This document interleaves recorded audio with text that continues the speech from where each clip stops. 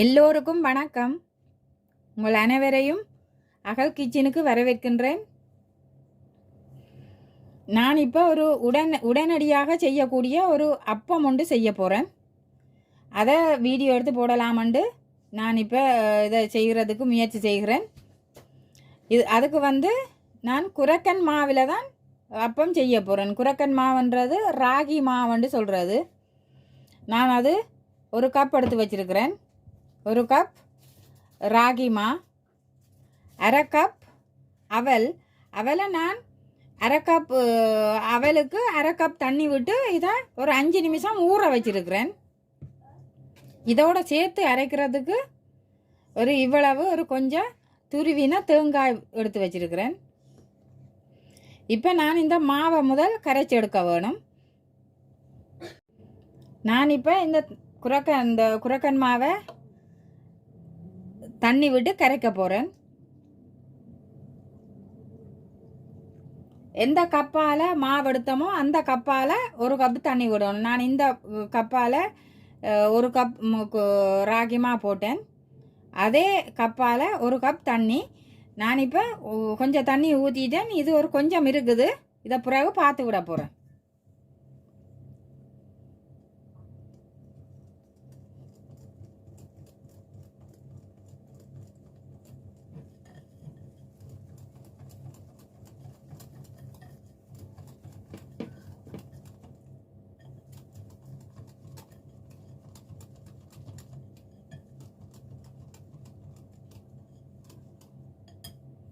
நான் இப்போது மிச்ச தண்ணியை இதோட சேர்க்கிறேன்.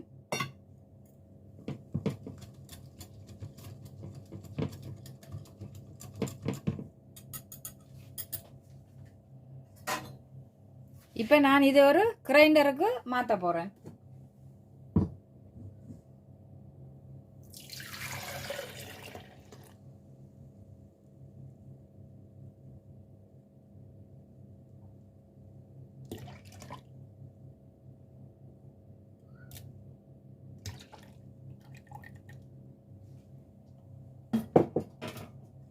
இப்போ இதோட இந்த ஊற வச்ச அவலையும் இதோட சேர்க்கிறேன்.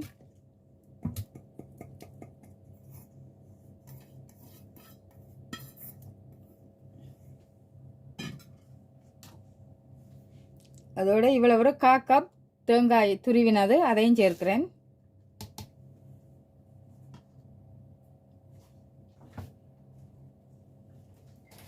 இதோட நான் ஒரு கரண்டி சீனி சேர்க்கிறேன். இதுக்கு நீங்கள் வெள்ளை சீனியும் சேர்க்கலாம். இது நான் ப்ரௌன் சீனி வச்சுக்கிறேன். நான் ப்ரௌன் சீனி சேர்க்கிறேன். ஒரு டீஸ்பூன்.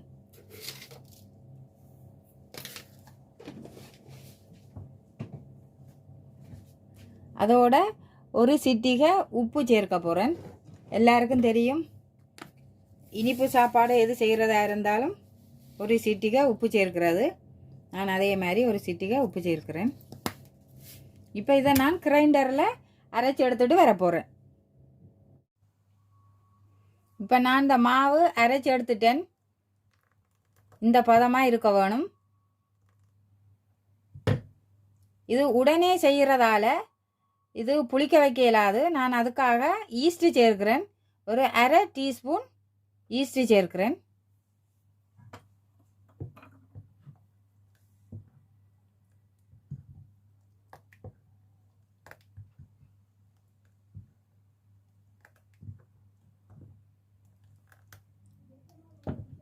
இப்போ எல்லாம் படிவாக மிக்ஸ் பண்ணிட்டேன்.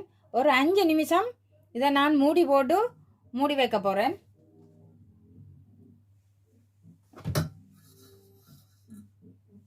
ஒரு 5 நிமிஷம் அதுக்கு பிறகு நான் எடுத்து பார்க்குறேன் எப்படி வந்திருக்கேன்.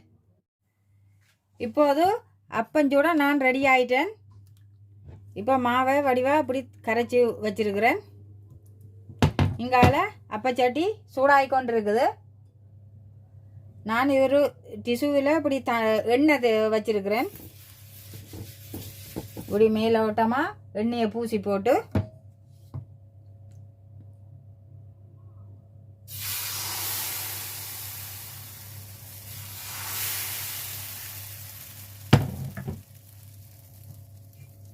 இப்படி எடுத்து இப்படி ஒரு சுற்றி வச்சு விட்றது. பார்த்தீங்களேன்னு சொன்னால் இந்த சைட் எல்லாம் அப்படி ஓட்டையாக வருகுது. நான் இந்த ஈஸ்ட் போட்டதால் இதை அப்பச்சோடாவும் போட்டு செய்யலாம். அது ஒரு 8 மணித்தியாலும் ஊற வைக்கணும். நான் இது உடனே செய்கிற அப்பம் பண்ணுறதால ஈஸ்ட்டை போட்டு ஒரு 10 நிமிஷம் ஊற வச்சேன். நான் அதுக்கு பிறகு நான் இதை சுடுகிறேன். இப்போ பார்த்தீங்கன்னா என்னட்ட ஃப்ரெஷ்ஷான தேங்காய் பால் இல்லை. நான் இதில் டின்னில் உள்ளதை தான் சேர்க்கிறேன். அதை இப்படி சுற்றி விட்டு விடுறேன்.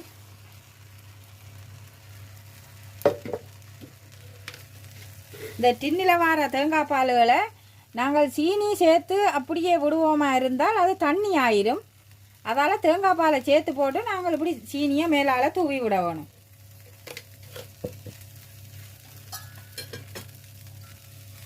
இதை நான் இப்போ ஒரு மூடி போட்டு மூடி வைக்கிறேன். இப்போ நான் இதை ஓப்பன் பண்ணி பார்க்குறேன்.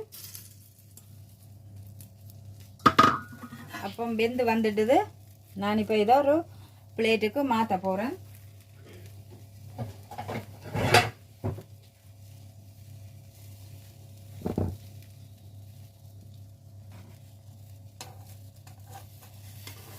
இதை பார்த்தீங்கன்னா அப்படியே வரும்.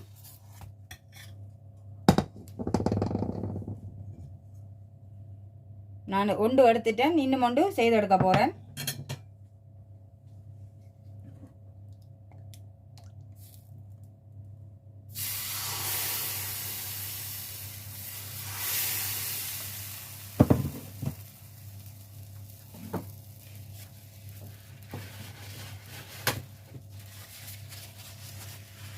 இந்த கைப்பிடி சுடும்.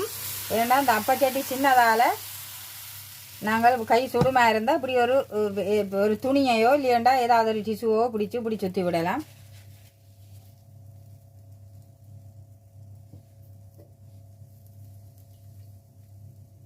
இப்படி ஓட்டியாக வர தொடங்க நாங்கள் தேங்காய் பாலை இப்போ நான் அப்பமெல்லாம் சுட்டு எடுத்துட்டேன். இதே மாதிரி நீங்களும் உடனே செய்யக்கூடிய இந்த ஈஸியான ராகி அப்பம் நீங்களும் வீட்டிலே செய்து பார்க்கலாம். செய்து உடனே சாப்பிடலாம். பிள்ளைகளுக்கு திடீரென்று ஏதாவது கொடுக்கணுமென்று நினைச்சிங்களென்று சொன்னால் இந்த ராகி மாவை வச்சு அவலையும் வச்சு தேங்காயம் சேர்த்து அரைச்சி உடனே செய்யக்கூடிய ஒரு ஈஸியான ஒரு ரெசிபி. இதில் எக்கச்சக்கமான கல்சியம் எல்லாம் இருக்குது. சின்ன பிள்ளைகளுக்கு நல்ல சூப்பரான ஒரு சாப்பாடு உண்டு.